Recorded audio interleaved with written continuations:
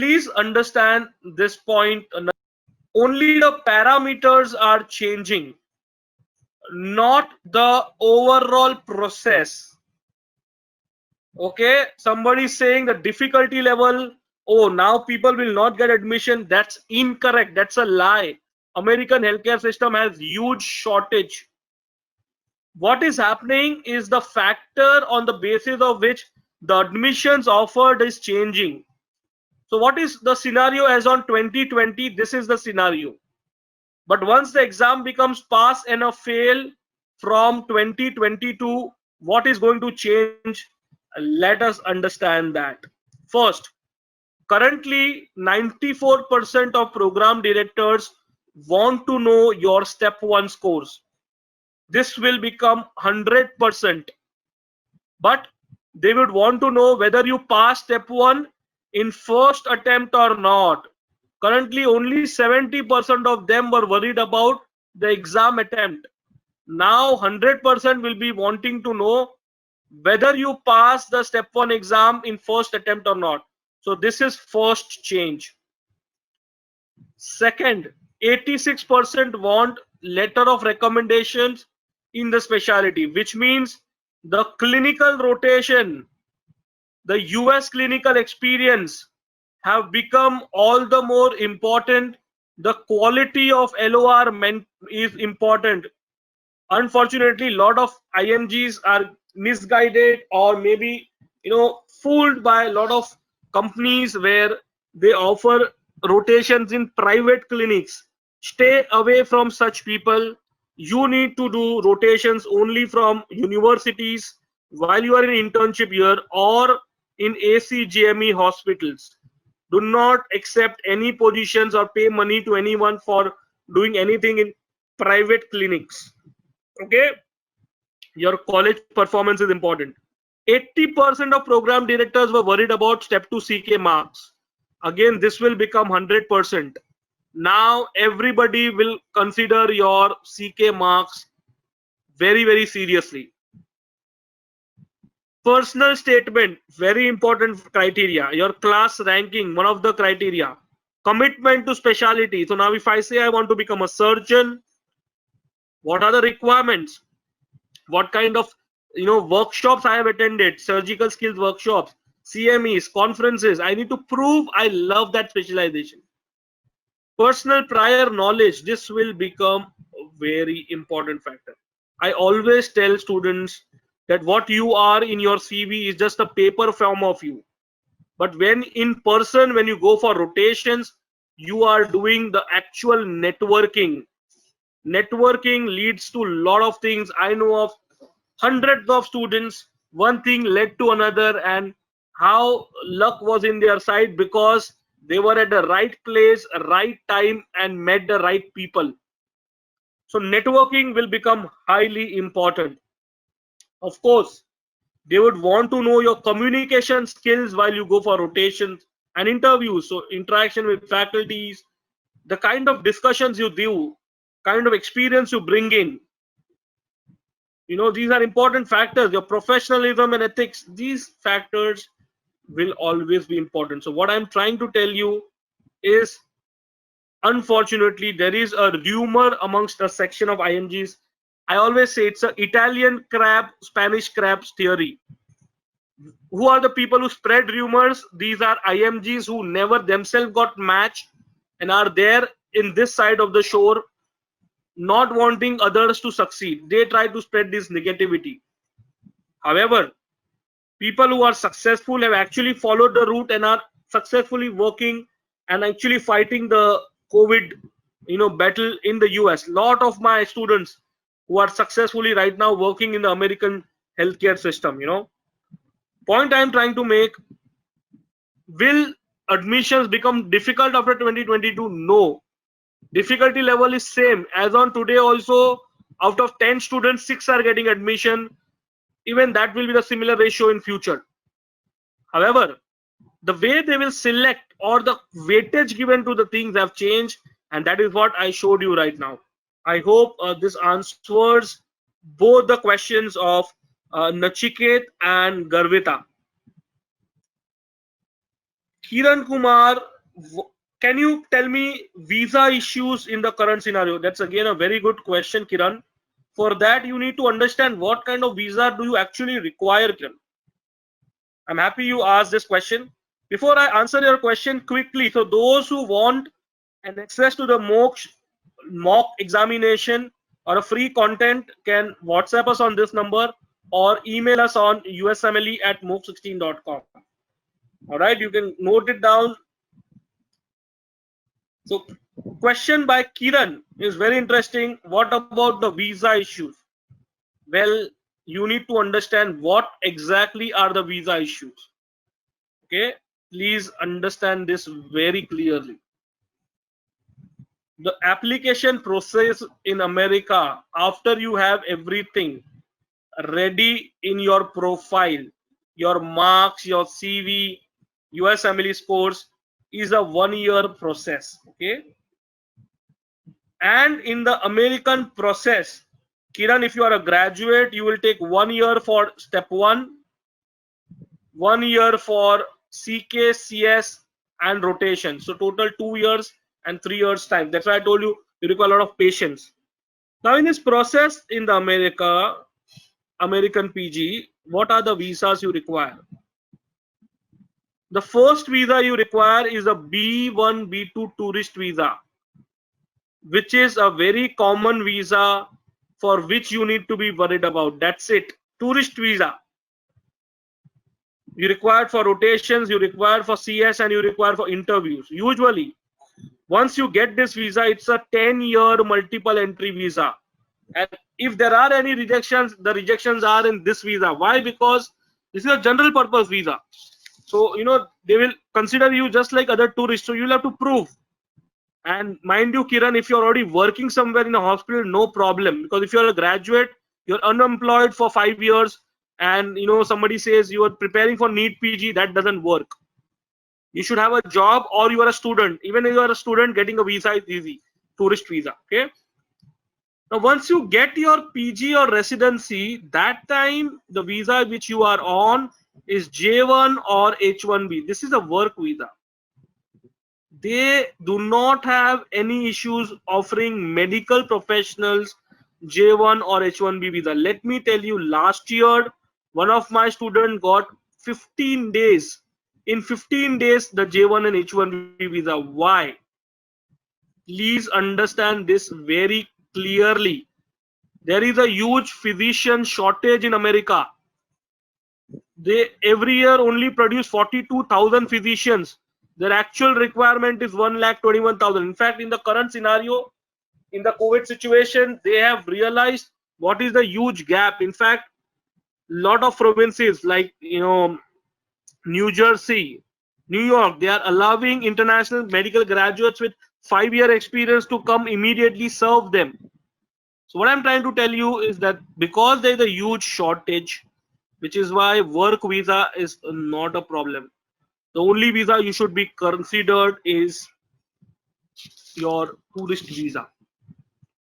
Serin, if you are a H4 dependent, well, that is a very risky. Reason being, I don't know which H1B visa are you in. If you are, if your spouse works for an IT company, management company, any industry other than healthcare, then you know the situation right now. They are just giving 60 days grace period unless one holds a job. So yes, that is the reality. Please understand, unless your spouse is also an H1B on a medical program or working as a resident doctor or a fellow in an American hospital, no problem. If it's a non-medico, yes, it's a concern. So I would suggest for you to, maybe independently come back to the home med school, home country, and apply separately for your J1 or H1B for the match. That will be the safest bet in the current scenario, because things are not looking great on the non-medical side. Let me be very realistic. Okay, Sanchita has a question. Shruti, I will answer your question. I definitely know your question. I'll answer that. Don't worry. Will an applicant having 3-digit score given preference over an applicant having pass and full? Not at all. Sanchita, Please understand, the American system does not work like that. I don't know who have given you these kind of informations. Not at all. Okay. The reason we had decided to offer this program is because, and the reason people are going to appear the examinations by 2021 is not because they will get some preference. It is because until 2021 everybody knows the step 1 syllabus. Everybody knows that a passing marks is 194. Everybody knows the current pass scenario. If you go to the USMLE website, you will realize that the pass rates are not bad. But after 2022, nobody knows how difficult the exam shall become. This is the reason why everybody is trying to give before 2021. Okay, but once you apply for the match, they will be least bothered whether you have a 3-digit score or not. Only thing they will be worried whether you pass the step 1 in the first attempt or not. As on date, if you see this data, you will realize that the passing average of first time appear candidates in international graduates is 80%. So this is not a difficult exam. However, we don't know what will happen after 2022. It is obvious once the exam becomes pass and a fail, this might be a scenario. All right, but good, you asked this question. In fact, I will advise all of you, in the February when this announcement was made, I got frantic calls from students across India because I have done sessions in 200 plus medical colleges. So they have requested me to do a short YouTube session on that. So I will quickly send you a link because unfortunately a lot of rumors are there and incorrect information is spreading around. So my advice will be, I would want you to watch that video. It's a good 1 hour session which I talked about, just talking about this exam changes and how it's going to impact. All right, so definitely watch this video. I will quickly share the link with you. Only thing what I tell to my students, do not think that now step 1 has become easy. Do not think that, don't take chance. In short, go by the preparation the way you were preparing earlier. Work equally hard. Do not be complacent. That is the secret for succeeding in the US process. If moment you are in you become complacent, things are definitely going to be difficult. Let me tell you, because these are not easy examinations. Of all the examinations, the USMLE exams are not easy. You require proper understanding of concepts. Okay, let me quickly find that video for you. Yeah, I got it. So I just released that video about 2 months ago when this changes was made. So I'll just share the link with all of you. You definitely watch this video. A detailed talk about new changes in exam and the impact on IMGs. I hope that gives you a complete clarity. Okay, great. So I hope this answers your question, and the concern with visa, which Kiran had. Right. Now I have a very interesting question from Shruti, and all of us must understand her question. Can you talk about other options after MBBS? Okay, the reason I wanted to discuss it at the end, she asked me very early, is so that I can give you a clear perspective. Okay, again, you are an MBBS student from India. Okay, what are the options available?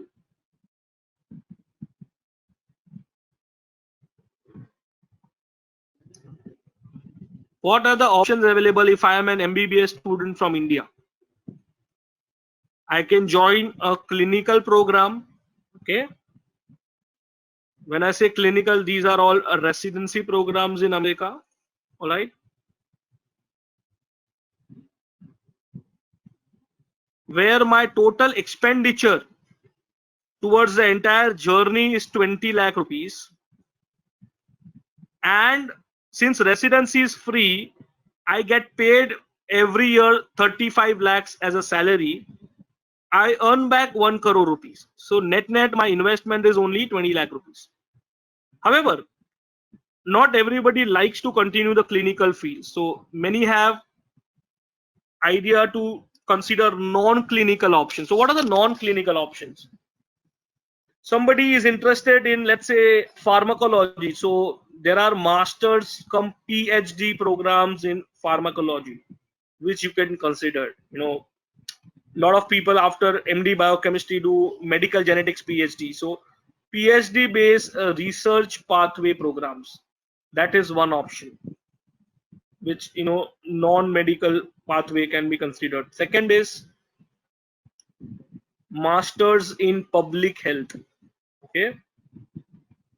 Now public health programs need to understand that whichever country you do your public health, the course is valid only in that country, because every country has different set of biostatistics, epidemiology and other issues. MPH, your investment or expenditure during MPH will be around 40 to 50 rupees. Okay. And of course the salaries which MPH get is about 1/3 what clinical physicians get. Okay. Then a very interesting field which has come up, and I have a lot of students of mine who opted for it. Again, it's an interest which you should have in. That is called as Masters in Health Information System. It's a combination of health and IT. The student had taken the challenge and now he's doing successfully in the job market. Expenditure is only this much.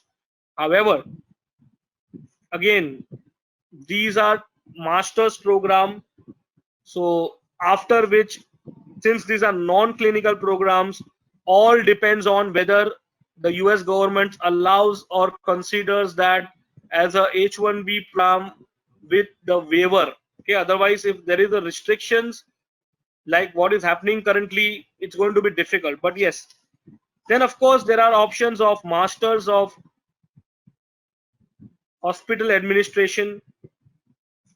Then there are programs like MBA in healthcare. In fact, in some of the institutions, these MBA in healthcare are as expensive as 1 CR Indian rupees. Okay, these are very expensive MBAs.